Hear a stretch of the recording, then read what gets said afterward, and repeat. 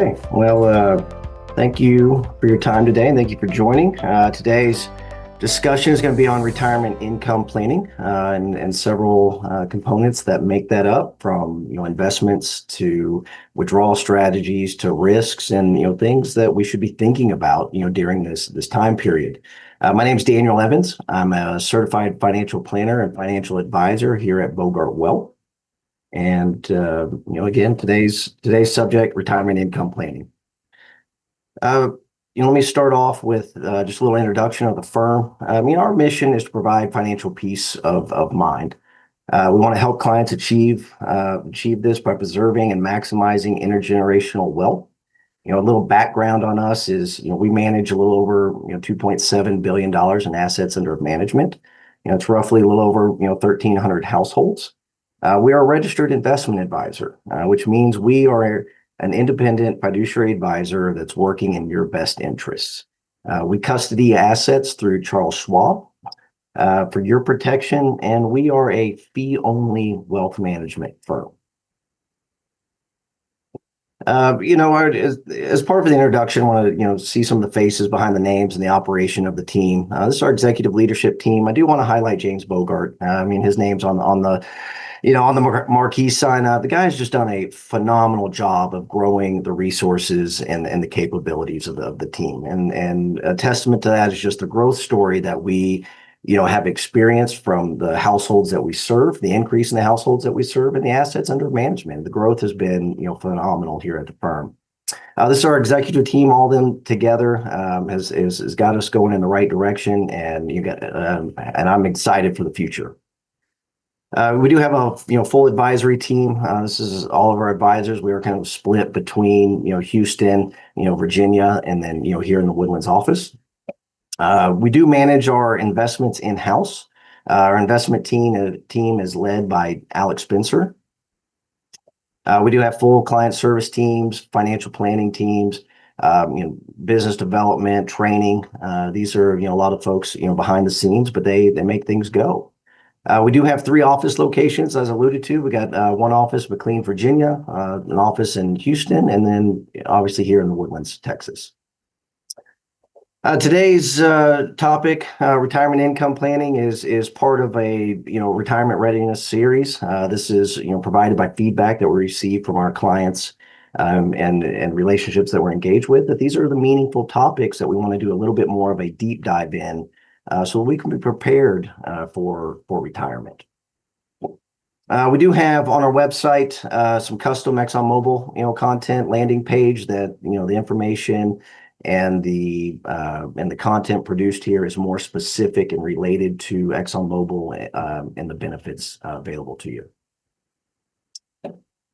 Comprehensive financial planning. For those that work with us, this is at the heart of what we do, right? I'm talking to you today. I'm in this industry. I believe that everybody needs a financial plan, and what that looks like. We look at cash flow withdrawal strategies, tax planning optimization, investment management, estate planning, legacy review. We continue to review and monitor. We want to be able to adapt and provide flexibility as life changes throughout this journey. And then ultimately it's the retirement analysis. What does it look like? How do I fund it? What do I need to plan for? So at the core and at the center of our engagement is the financial planning part of it. So today's agenda, why retirement income planning? We're going to address concerns and risks within that process. And then how do we plan for it, right? From the analysis, from the investment strategy, risk tolerance. What's the most efficient way to withdraw and provide funding for my lifestyle? And then, of course, again, we're always reviewing and monitoring. Markets change as life changes. We want to make sure that we have the flexibility to adapt to those changes as they come. Retirement income plan. It will help you. We plan for and minimize risk of all retirees must address, right? And at a core, we're making informed choices about funding our retirement. If we estimate our expenses, it helps ensure that we have a predictable income. And then determining a suitable withdrawal rate. I mean, these are my assets. How do I pull from it? Where to pull it? When to pull from it? And then also with a tax optimization overlay within that strategy. Again, we monitor your plan. We want to adjust it and make sure that we track through this journey and that we're staying on track and meeting our goals. This is a fundamental statement here that I think is very underestimated. But when we make the transition from accumulation phase to now funding and withdrawal stage, and it's creating income from your portfolio is fundamentally different than building wealth, right? As we're working, we have income, we're saving, we're doing 401k matches. We're doing other investments. We're building up those benefits, right? Well, that time's done, right? We're going into our withdrawal phase of it, and it's totally different than building wealth. Concerns in retirement. I love this slide. This breaks down what's on people's minds. From the ages of 50 plus, and then our retiree group, right? The number one thing that we see out there is like major concerns. I don't want to outlive my money. You can see the dispersion that, hey, at 50, that's our primary concern. But as we retire, we have a plan in place. We have an expense withdrawal strategy in place. And so we see that concern drops a little bit. Social Security, that's a hot topic in there. Is it going to be reduced? Is it going to be, is it going to go away? Declining health is another one. We know that as we age, our health tends to deteriorate, and then we've got the rising cost of healthcare throughout this journey.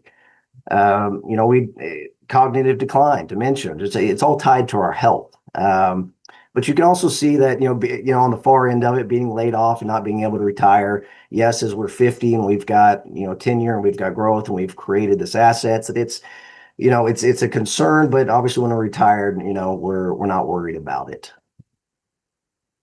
So what is important to you, right? This is part of leading up to pulling the trigger in retirement. As long as we can have a good runway and a plan in place, these thoughts really kind of shape what do I want to plan for, right? So we look at the family. What impact will this have on your family? Your health. How do you plan to stay both mentally, physically active throughout retirement? And, we look at it, retirement, the phase, I say journey quite a bit, but it's, 30, 35 years, if not longer, depending on longevity there. And then home, where do we want to live? Do we plan on downsizing? Do we want to purchase a second, home? So that's more of our goals and what we want to achieve. But we want to create a plan for your retirement and how you want to live it. And I can't stress that enough. And, every time I do one of these webinars, I want to make sure, and I make a point to emphasize it, that it's running the numbers and having that financial plan in place is imperative to a successful retirement. Lifestyle, how do we want to live? What fun do we want? Vacation, travel, cars, expenses in there. Work. Do we pick up contract work? Do we have any additional income that come in to supplement our expense needs? Legacy. After we're gone, what do we want to leave? To the kids, grandkids, charitable organizations. So we want to make sure that we're taking care of ourselves, but we're also planning for beyond that as well. Mind and spirit. Very, very important. What do you want from your retirement, right? Where's the satisfaction? Again, that comes from a transition from producing for many, many years to now, we don't have that. And what are we going to fill that with, during our retirement? I like to phrase it as, what are we retiring to, right? What is the goal? What are we retiring to? Risk and retirement. From a very macro level, we look at longevity, right? Of course, the number one thing that we don't want to do is we don't want to run out of money, right? We can see that, that longevity, inflation, has been a very hot topic here lately. But you can see that the impact that it has on our purchasing power. As an example, $50,000, today, 25 years from now, that purchasing power, is cut a little more than half in there. Market performance, a lot of that is out of our control. And we try to mitigate it through risk tolerance and planning and diversification in there. But it's volatile. I can tell you that we will have over this journey and over that time period, we will have volatile markets that we need to prepare for. Then healthcare. Healthcare is another big topic. We know that healthcare costs are rising faster than inflation, and it's going to be an expense that we need to plan for as we consider and get into retirement. Excuse me there, but we want to address each of these issues, right? And some we have control of them, some that we don't. So what is retirement income planning, right? Historical averages can help us forecast our needs. We can't predict the future, but it gives us a good benchmark in what we can anticipate or do our best to anticipate the future.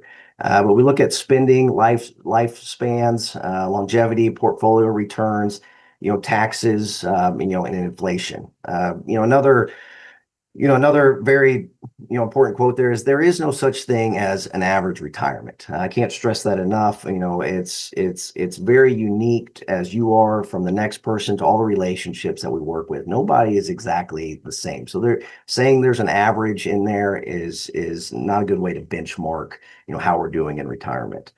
But we do take a multi-step approach to it. Of course, we want to customize your goals. We want to include, income for essential expenses, but we also want, flexibility, again, to adapt to times in our life where financial situation is not average, right? And we have changes in it.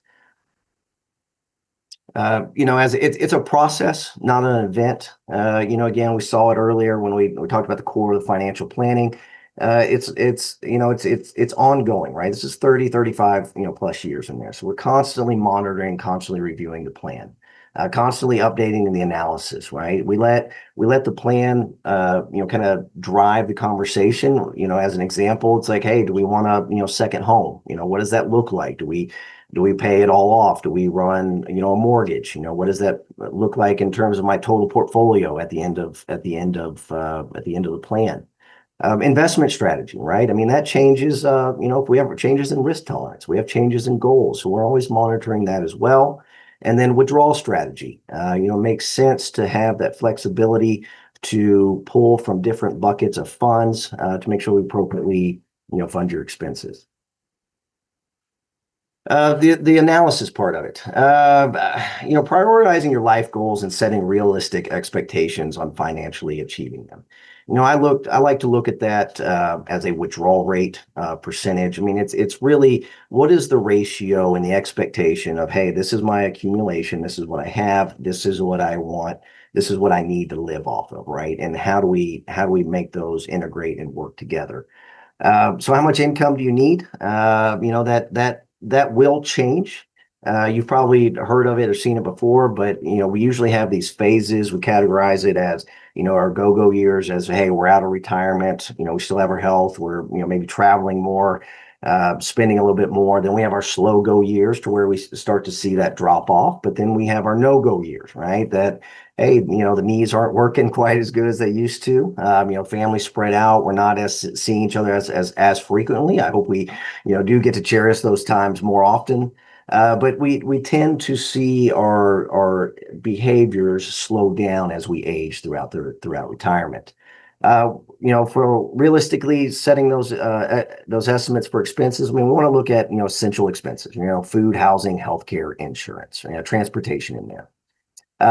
Discretionary, it's what are we going to do for entertainment? What kind of gifting strategies that we want to impose? Do we have a travel budget in there? But we also want to be prepared for the unexpected, right? So the unexpected expense. I mean, life happens.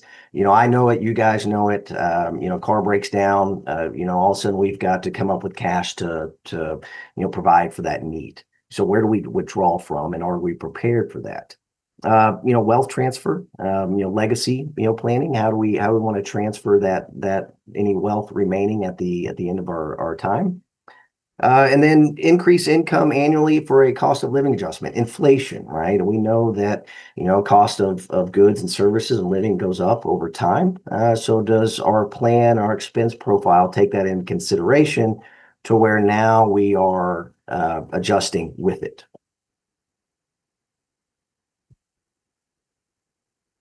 Average age, annual expenditures by age. I do like this. We tend to see that again, back to the go, no go years and slow go years, that we see this declining expenditure across these different, subset of categories, with one exception, healthcare, right? We see that, our healthcare actually is going up during this time period.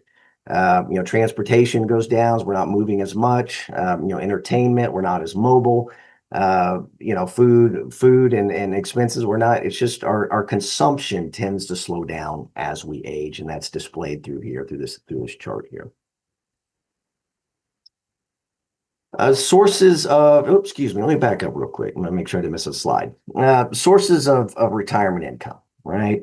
Social Security. Theoretically, it replaces 90% of income for less than 1% of the population. We got to be wary of it that, it was never meant to replace or to fully retire on and live off of.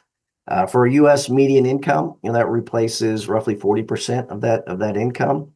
And then for your typical oil industry employees, it's anywhere from 10 to 30% of our Social Security benefit towards our income during our working years. Pensions is another way of income. However, among private sector workers, only 11% are covered by pensions. This is through 2021. It's still a lower number. Typically, it's addressed as a fixed annuity depending on age, years of service, Social Security. We'll probably recognize this formula here. But as a typical career employee, you can expect a pension to replace, roughly 50% of your income at roughly around age 60.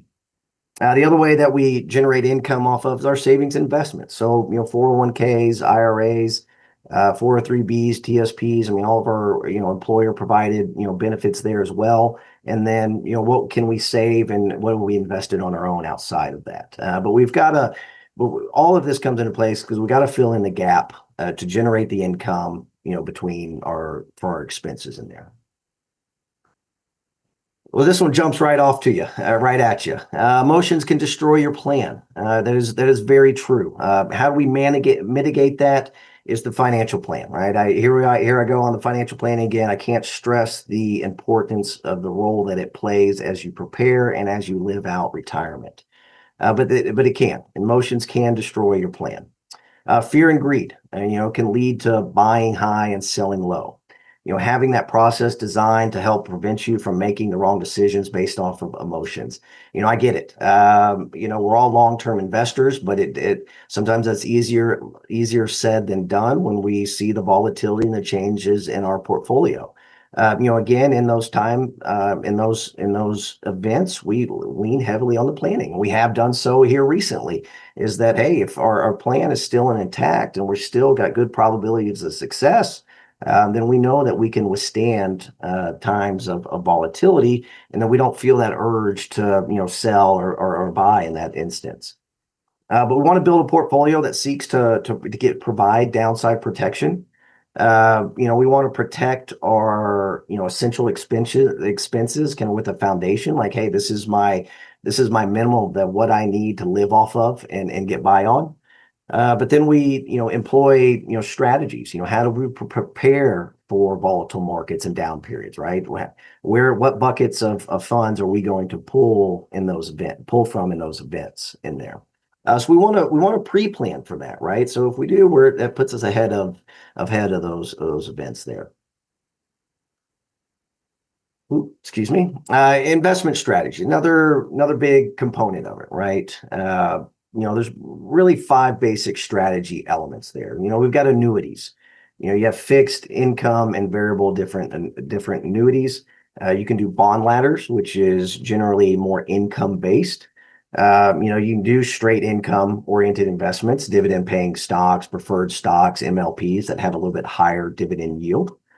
We can look at a fixed asset allocation, which is, hey, I run a 70-30, 60-40 mix between equities and fixed income, and I constantly want to rebalance to make sure that I'm maintaining that allocation. The dynamic asset allocation percentages vary to reflect current market risks and returns, right? So that's more adaptive to our current strategy or our current environment or what we outlook based on our outlook, what we anticipate in the future.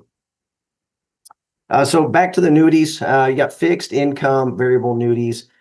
Fixed income is is more referenced like a bank CD. You put in there, it gives you a fixed rate of return, and payouts could be monthly, biweekly, quarterly, however you have it set up. And an indexed annuity is it's a hybrid, which it provides a percentage of return and yield based off of the market, but it does have caps, within how much appreciation and how much it can realize in it.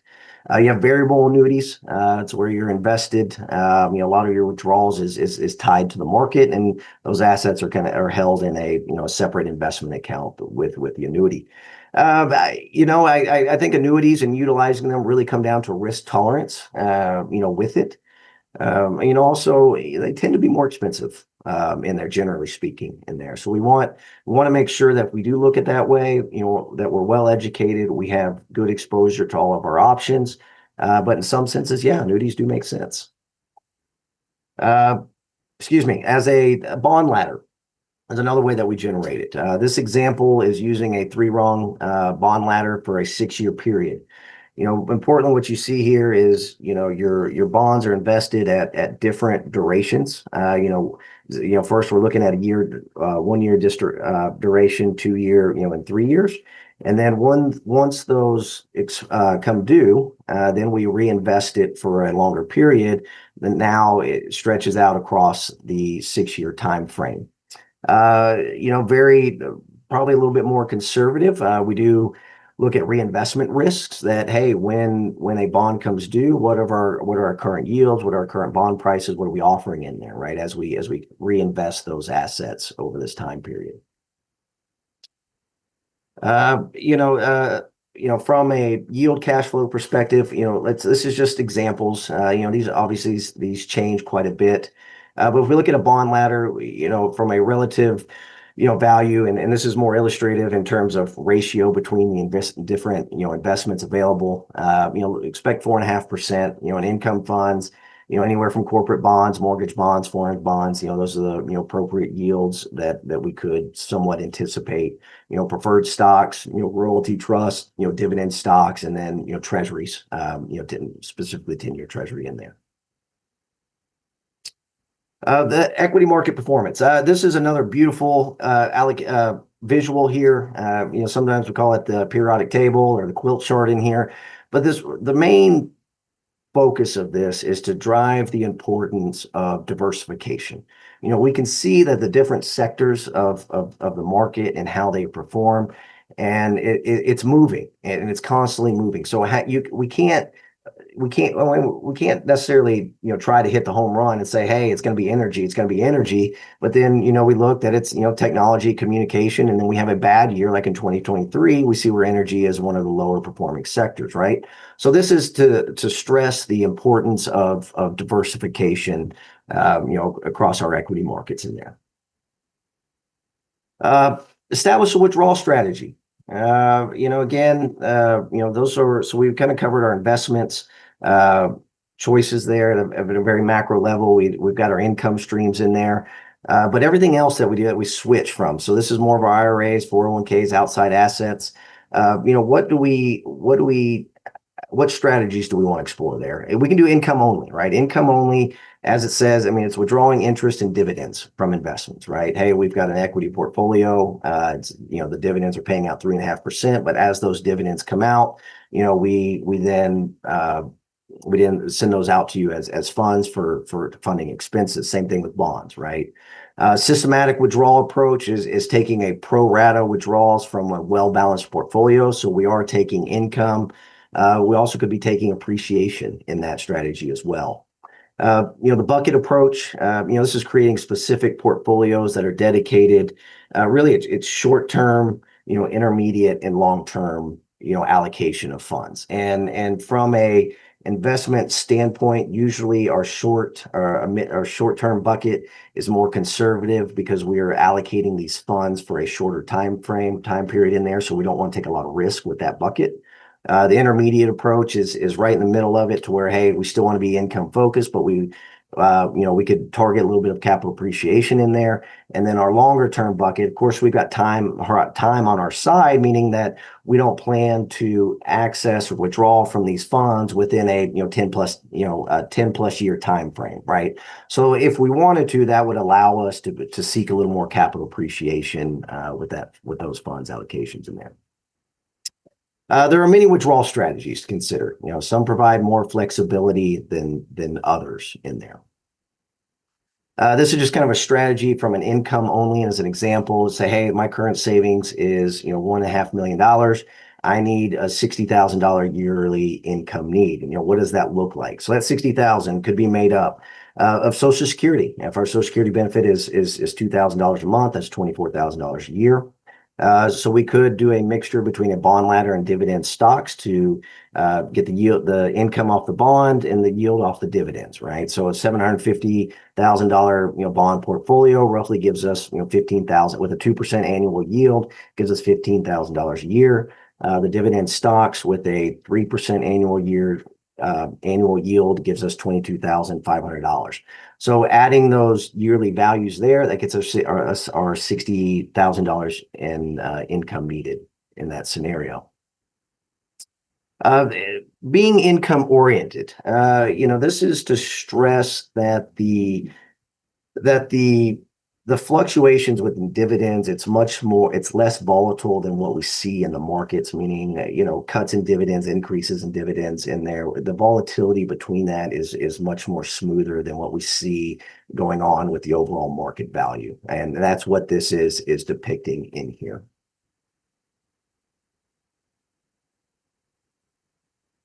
Another strategy that we talked about, the systematic withdrawals. This is, same scenario, $1.5 million of savings, $60,000 in income yearly need.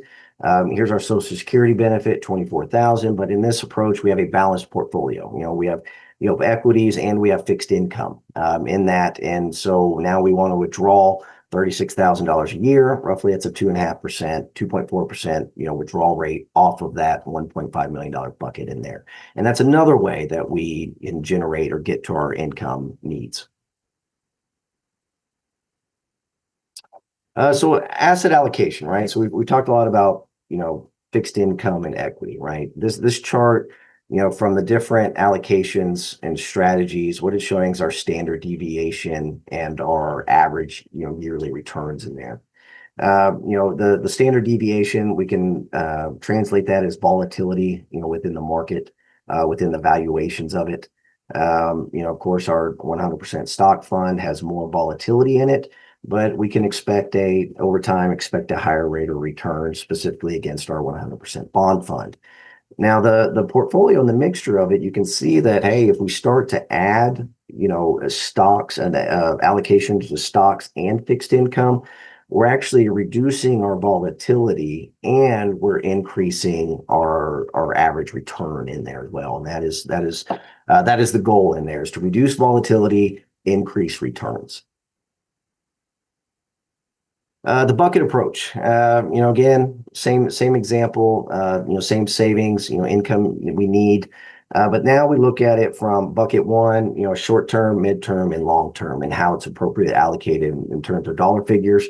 But sample investments, right? So if we're allocating these funds, we plan to use them or expense them or use them as expenses within 1 to 5 years. We'll have cash, money market, cash equivalents, and high grade, bonds in there, because we don't want to take on the risk, right? If that bucket goes down, well, now we put the goal of those funds, at risk. So we want to be a little more conservative in that approach. Then we get into the intermediate, right? You can see that the years are, 6 to 12, a little bit further out. Might have bonds and some stock in there. And then, of course, your bucket 3, the primary component here is looking at the time horizon that, hey, these funds are not going to be allocated for, 13 plus years, right? And so we see that in an allocation standpoint that we'll have more stock allocation in there, slightly higher risk in there, but we're trying to achieve the better long-term, returns over that time period. So managing our distributions, which accounts to distribute from first. Generally speaking, you really want to pull from your non-qualified. This is your taxable assets, brokerage accounts, checking, savings in there. Your qualified, which is your, IRAs, 401ks, your retirement accounts, and then your Roth components in there. I mean, it's a good rule. It's not always optimal, especially given, fluctuations of the market, the allocation, investment strategy within them. But generally speaking, we want to spend our non-qualified assets, our qualified assets, and then our Roth assets in there. So managing required minimum distributions, right? So our IRAs, our 401ks, we've built them up, we've contributed, we invest them. So now we have this balance. Well, this is when the IRS, the government says, hey, you have to start taking out funds from these accounts. RMD started age 73. It's age 75 if you're born after 1960. But it is the RMDs force you to withdraw a certain percentage, each year, and that percentage increases as we go. As December 31st, there's a snapshot of your balance, and then it's divided by a life factor that the IRS dictates, and then that gives us our required minimum distribution, for that year, and it does increase, over time. We can withdraw more if we need to in there, depending on our expense profile and plan. If we do withdraw less than our required minimum distribution, that's a no-no, and we do have tax penalties there. Pre-planning for spending or converting, for Roth, for required minimum distributions, we can convert to a Roth IRA, meaning that if we have healthy retirement account balances and we achieve, our goals in terms of, performance and growth rates, most likely as that value goes up, so is our required minimum distribution. And if we take in, our Social Security, perhaps we have, pensions or outside assets in there, well, then now we're taking out more money than what we need to live off of in the future, which is creating an additional tax consequence in there. So choices when it comes to tax planning. This is just the taxing of the income and the assets we have access to. Social Security is typically taxed 85%. It's taxed as ordinary income. Pension and annuity is taxed as ordinary income. Interest income is taxed as ordinary income. IRAs, 401ks as ordinary income. Dividend income. Now we start to get accessibility to capital gains. Of course, our long-term capital gains. We hold positions for the minimum time required. Now those are subject to capital gains.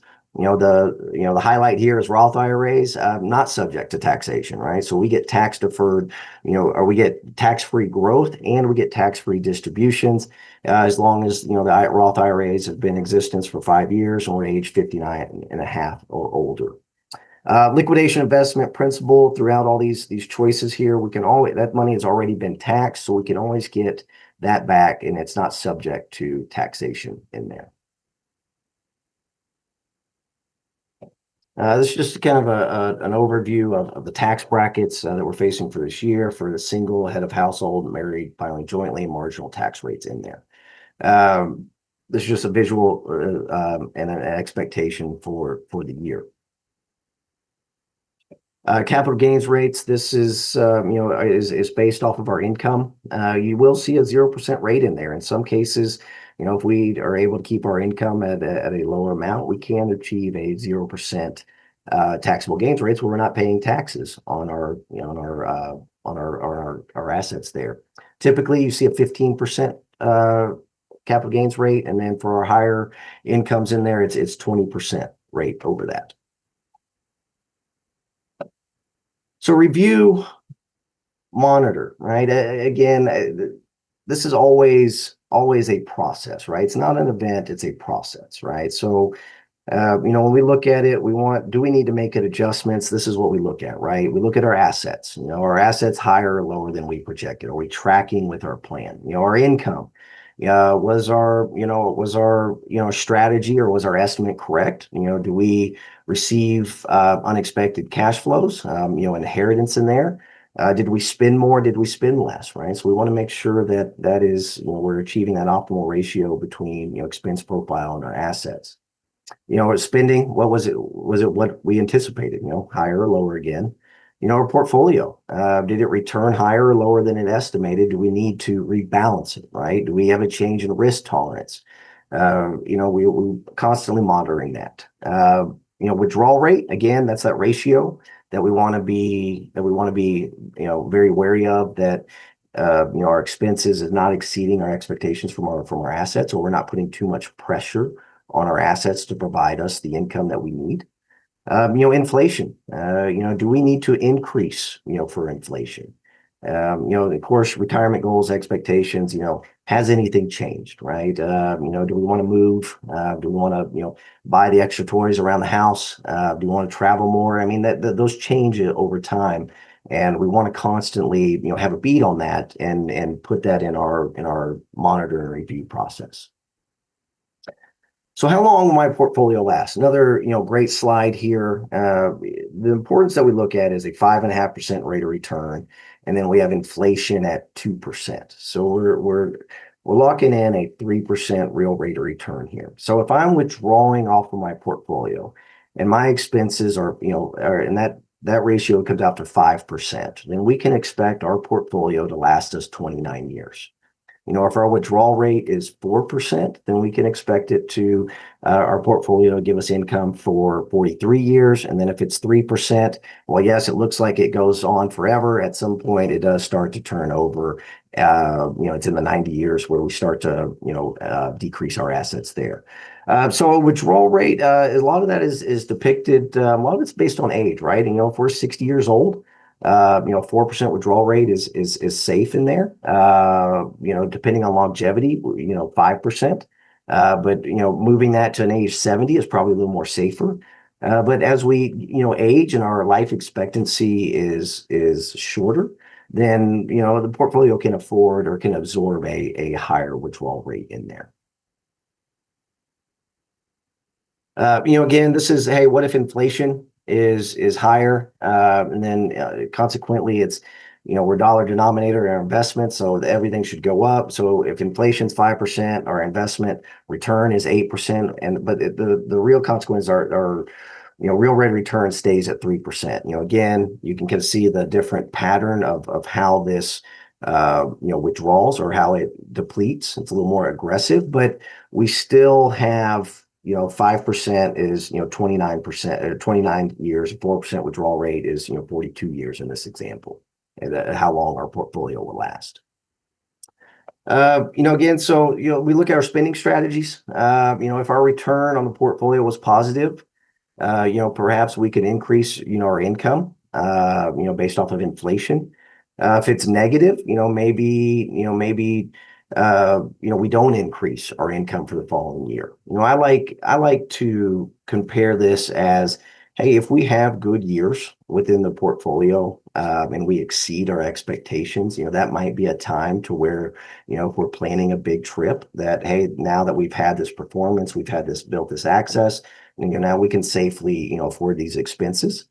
On the same part of it, we could also take it and provide ourselves more downside, protection, with our added gains in there.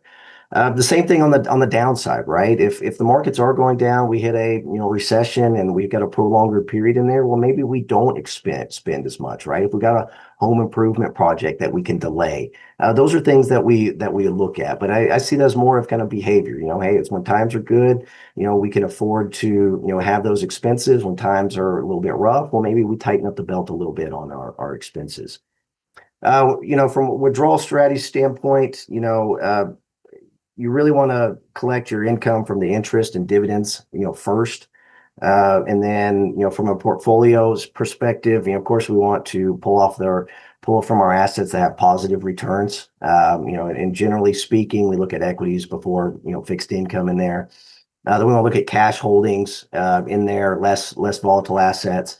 And then lastly, if we can avoid it, we want to pull from our negative returns or our losses, last in there, so we can give them opportunity to recoup value and grow during this time period. So creating the paycheck, right? We starting with a reasonable initial withdrawal rate, right? And going through this financial planning process will really dictate that, and kind of give us a, are we aiming too high? Are we aiming too low? But it'll help us, start to frame those thoughts and what does retirement look like from an expense profile. We want to build that foundation that, hey, this is my base that I need to live off of. Everything else is a little more variable in there. Having the withdrawal strategy is, hey, where do I pull money from? Uh, and we want to maintain the flexibility, but we also want to have a level of tax optimization in there as well. So all that goes into a withdrawal strategy. Having a diversified portfolio that's consistent with your risk tolerance. I can't stress that enough. Of course, if we can't stomach the volatility, then our allocations should mirror that, right? If we can, then we can afford to be take on a little more volatility within the portfolio. Essential expenses, again, this kind of gets back, this is just kind of our baseline, right? And again, we want to have that foundation. We want to have that covered. And all of this will increase the probability of having a successful retirement. You need to have a plan, right? I've said it multiple times. I'm talking to you today. I'm in this industry because I believe everybody needs a financial plan wholeheartedly. It really drives the discussions. We can see the impacts of the decisions that we make through life and how they impact our portfolio, our longevity, and our financial health in there. But when it comes to an advisor, you want a qualified advisor, and that starts with a certified financial planner. You want somebody that's in tuned and aligned with your financial plan, familiar with the IRS retirement rules, and how do you implement different tax strategies within that. You want to have them navigate multiple business cycles. We do know that the economy is cyclical in nature. We know markets go up and they go down. What's our experience in navigating those times? And then managing portfolios and making sure that our allocations match up with these cycles, that match up with our risk tolerance, that match up with our financial goals in there. We want to be, want them to be open to various strategies. I've pinpointed a few in there, and like I said, there's no average or meaning allocation that you should have. It's very dependent on you and specifically in there.